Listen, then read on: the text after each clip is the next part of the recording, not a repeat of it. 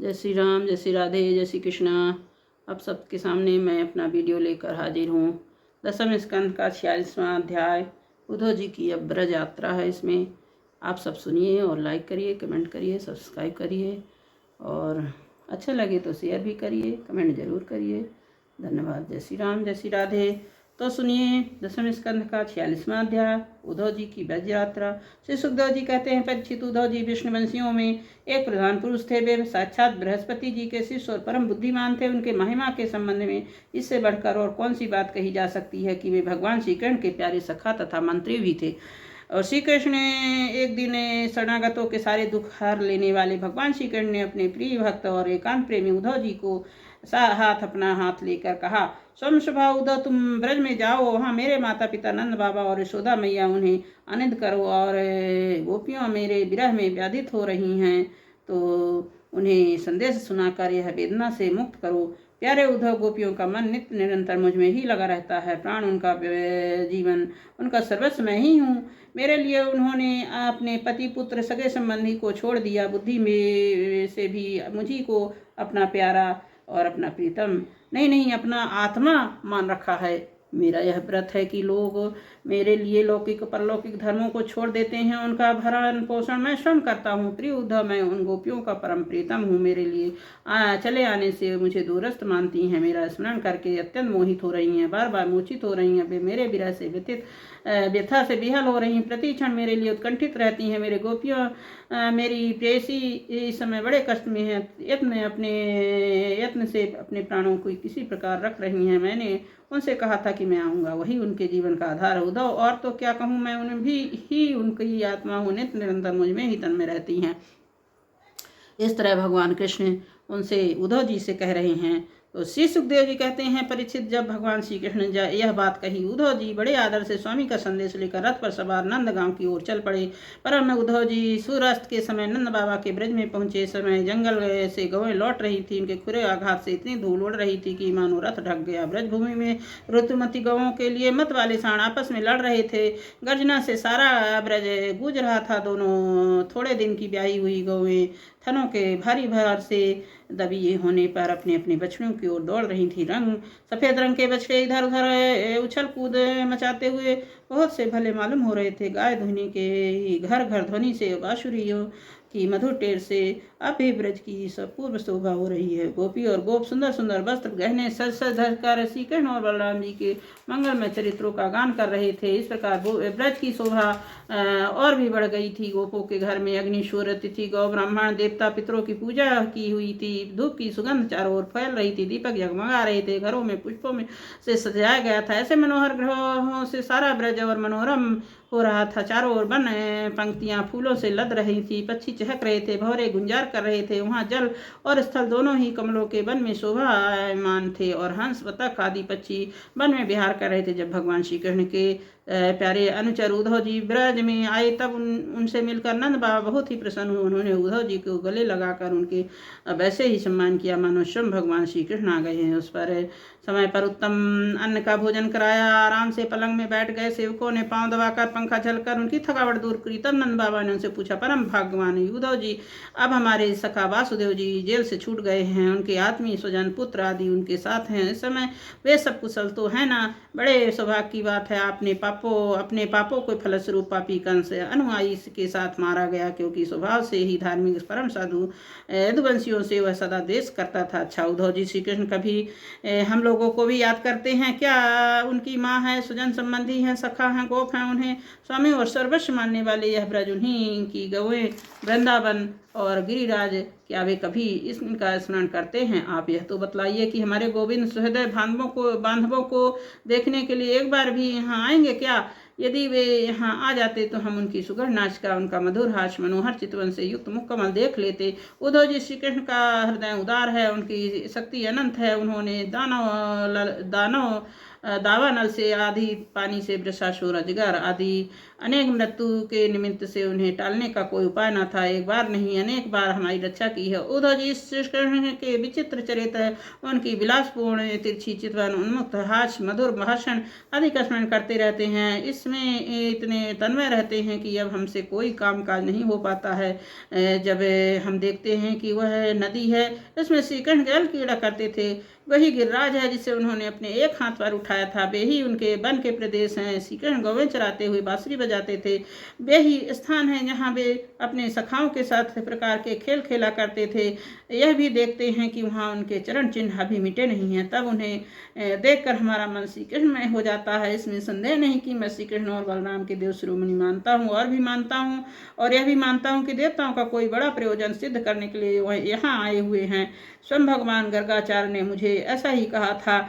जैसे सिंह बने किसी परिश्रम के पशुओं को मार डालता है, वैसे उन्होंने खेल खेल में 10,000 हाथियों का बल रखने वाले कंस, उसके दोनों अजय पहलवान और महान बलशाली गजराज कुबला पीड़ को मार डाला। उन्होंने 3 ताल लंबे अत्यंत दृढ़ धनुष को 20 से छड़ी को तोड़ दिया।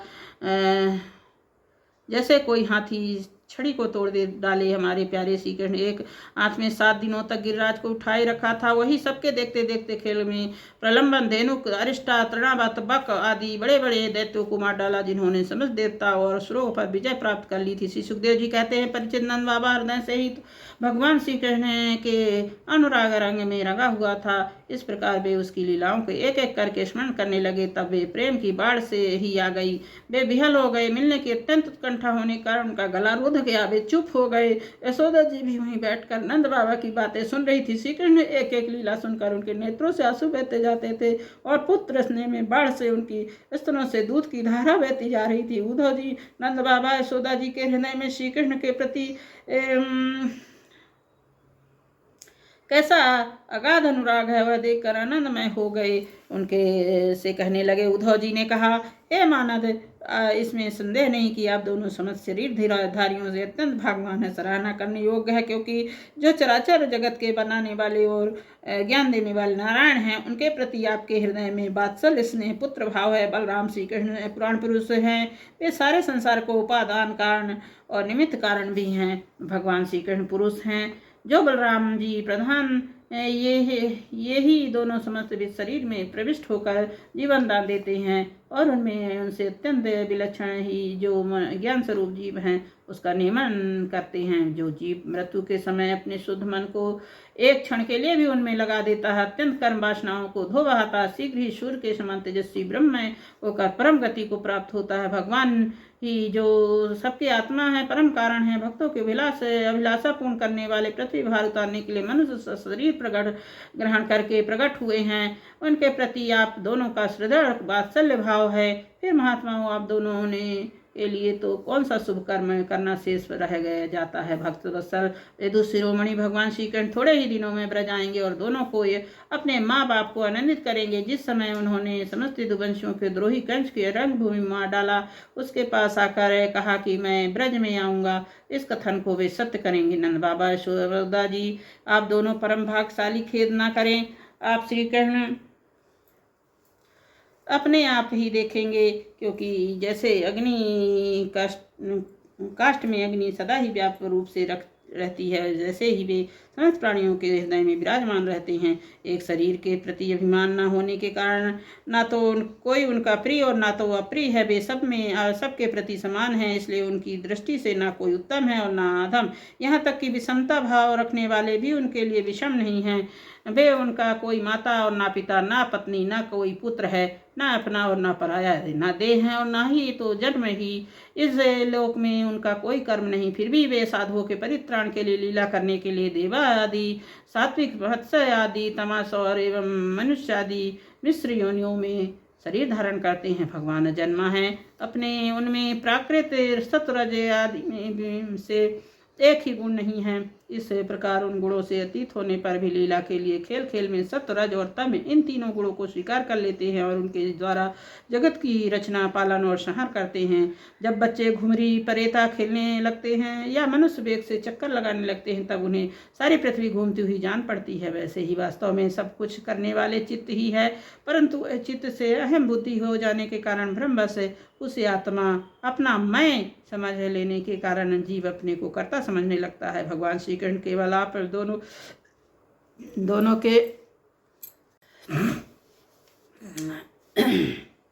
दोनों ही के पुत्र नहीं हैं, वे समस्त प्राणियों के आत्मा, पुत्र, पिता, माता और स्वामी भी हैं। बाबा, जो कुछ देखा या सुना जाता है, चाहे भूत संबंध रखता हो वर्तमान से अथवा भविष्य से, स्थावर हो या जंगम, महान हो या आत्मा अल्प ही, ऐसी कोई वस्तु नहीं भगवान श्री कृष्ण के पृथक हो। बाबा श्री कृष्ण के अतिरिक्त ऐसी कोई वस्तु नहीं कि जिसे वस्तु कह सके। वास्तव में सब वे ही हैं, परमार्थ सत्य हैं। परीक्षित, भगवान श्री कृष्ण के सखा उद्धव और नंद बाबा इसी प्रकार आपस में बात कर रहे थे।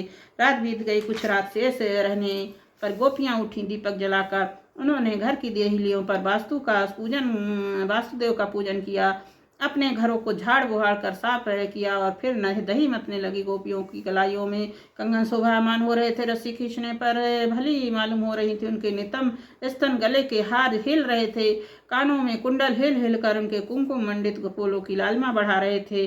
आभूषण की मणियां दीपक की ज्योति से और भी जगमगा रही थी। इस प्रकार वे अत्यंत शोभा से संपन्न होकर दही मथ रही थी। उस समय गोपियां कमल नयन भगवान श्री कृष्ण के मंगलमय चरित्र का गान कर रही थी। उनका यह संगीत दही मथने की ध्वनि से मिलकर और भी अद्भुत हो रहा था। स्वर्ग लोक तक जा पहुंचा, जिसकी स्वर लहरी और फैलकर दिशाओं में अमंगल मिटा देती है। जब भगवान सुभोवन भास्कर उदय हुआ, तब ब्रजांगनाओं ने देखा कि नंद बाबा के दरवाजे पर एक सोने का रथ खड़ा है। वे एक दूसरे से पूछने लगी, यह किसका रथ है? किसी गोपी ने कहा, कंस का प्रयोजन सिद्ध करने वाले अक्रूर ही तो कहीं फिर से नहीं आ गए हैं, जो कमल नयन प्यारे सुंदर को यहाँ से मथुरा ले गया था। किसी दूसरे गोपियों ने कहा, क्या अब वह हमें ले जाकर अपने मरे हुए स्वामी कंस का पिंडदान कराएगा? अब यहाँ उसका आने का क्या प्रयोजन हो सकता है? ब्रजवासियों ने स्त्रियां इस प्रकार आपस में बातचीत कर रही थी। उसी समय नित्य कर्म से निवृत्त होकर उद्धव जी आ पहुंचे। इस तरह हमारा 46वां अध्याय समाप्त हुआ। धन्यवाद। जय श्री राम। कल हम सुनाएंगे 47वां अध्याय। आज इतना ही लेट हो गया है क्योंकि। जय श्री राम, जय श्री राधे। आप लाइक करिए, कमेंट करिए, सब्सक्राइब करिए और हमारी वीडियो को शेयर करिए। धन्यवाद।